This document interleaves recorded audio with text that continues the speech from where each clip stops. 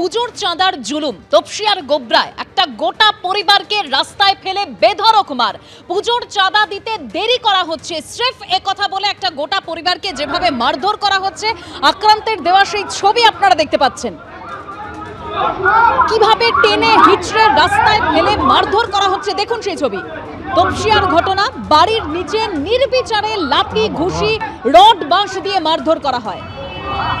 চাঁদা দিতে দেরি করা হচ্ছে স্রেফ এই কথা বলে এভাবে বেধড়ক মারধর করা হয়। একটা গোটা পরিবারকে রাস্তায় যেভাবে মারধর করা হচ্ছে, শুধুমাত্র চাঁদা দিতে দেরি করা হচ্ছে তার জন্যই এভাবে মারধর করা হয়েছে বলে পরিবার অভিযোগ করছে।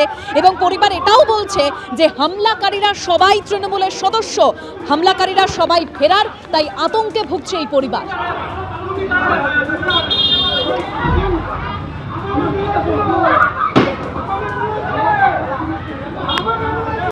খাস কলকাতায় দুর্গাপুজোর চাঁদার জুলুমবাজি, চাঁদা দিতে দেরি করায় রীতিমতো একটি পরিবারকে আক্রান্ত হতে হলো। ঘটনা ঘটেছে তপসিয়া থানার অন্তর্গত গোবরা গোরস্থান রোডে। আমরা যেখানে রয়েছি সেখানেই গতকাল দুপুর 2:30 নাগাদ মারামারির ঘটনা ঘটে। একদল দুষ্কৃতী যারা গোবরা উজ্জ্বল সংঘের সদস্য বলে অভিযোগকারীরা অভিযোগ করছেন, সেই গোবরা উজ্জ্বল সংঘের বেশ কয়েকজন সদস্য তারা চড়াও হয় অমিত সরকার এবং তার পরিবারের ওপরে।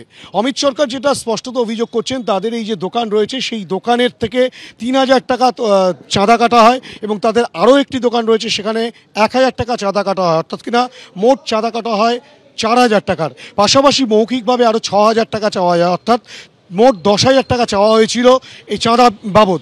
এবং সেই চাঁদা দিতে দেরি করায় অমিত সরকারের ভাইকে রীতিমতো গালিগালাজ শুরু করে দুষ্কৃতীরা। এবং তারপরে পরবর্তী ক্ষেত্রে যেটা তারা স্পষ্টত অভিযোগ করেন, অমিত সরকার যখন নিচে নেমে আসেন, অমিত সরকারের সঙ্গে বাকবিতণ্ডার মাঝেই আচমকাই হামলা চালায় সেই সব ক্লাব সদস্যদের একাংশ।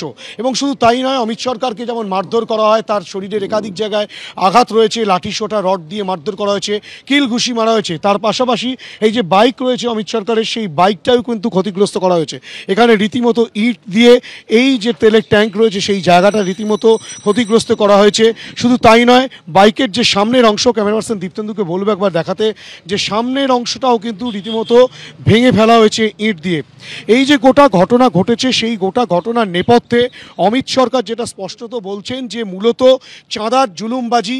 এখানে কিন্তু তাদের কাছ থেকে মোট 4000 টাকা লিখিতভাবে চাঁদা চাওয়া হয় এবং তার পাশাপাশি আরও 6000 টাকা মৌখিকভাবে চাওয়া হয়। সেই টাকা দিতে দেরি করাতেই কিন্তু রীতিমতো হামলা চালায় দুষ্কৃতীরা, তেমনটাই কিন্তু অভিযোগ। এবং তারা যেটা বলছেন যে অমিত সরকার যখন নেমে আসে, অমিত সরকারকে মারধরের পাশাপাশি তার স্ত্রী তাকে বাঁচাতে আসলে তার স্ত্রীকে মারধর, তার ভাইকে মারধর, তার বাবাকে মারধর, অর্থাৎ কিনা পরিবারের সকল সদস্যদেরকে মারধর করে এই গোবরা উজ্জ্বল সংঘের বেশ কিছু ক্লাব সদস্য যারা তৃণমূল আশ্রিত, তেমনটাও কিন্তু অভিযোগকারী অভিযোগ করছেন। এবং তিনি যেটা বলছেন, তিনি নিজেও তৃণমূল কংগ্রেসের সঙ্গে যুক্ত, তিনি নিজেও এই ক্লাবের দীর্ঘদিনের প্রেসিডেন্ট ছিলেন। এবং এই যে গোটা ঘটনা, সেই গোটা ঘটনার নেপথ্যে কী কারণ রয়েছে সেটা পুলিশ খতিয়ে দেখবে। ইতিমধ্যেই পুলিশের কাছে অর্থাৎ কিনা তপসিয়া থানায় লিখিতভাবে অভিযোগ হয়েছে বেশ কয়েকজনের বিরুদ্ধে, কিন্তু তাদের এই রাজনৈতিক শত্রুতা কী কারণে রয়েছে সেই বিষয়টাও কিন্তু খতিয়ে দেখা হচ্ছে, তেমনটাই পুলিশ সূত্রে খবর। যদিও এখনও পর্যন্ত যাদের বিরুদ্ধে অভিযোগ করেছে তারা প্রত্যেকেই অধরা, সেই কারণে অমিত সরকার এবং তার পরিবারের সদস্যরা রীতিমতো আতঙ্কের মধ্যে প্রহর গুনছেন। ক্যামেরা দীপ্তেন্দু চক্রবর্তীর সঙ্গে হিন্দল দে, এবিপি আনন্দ, কলকাতা।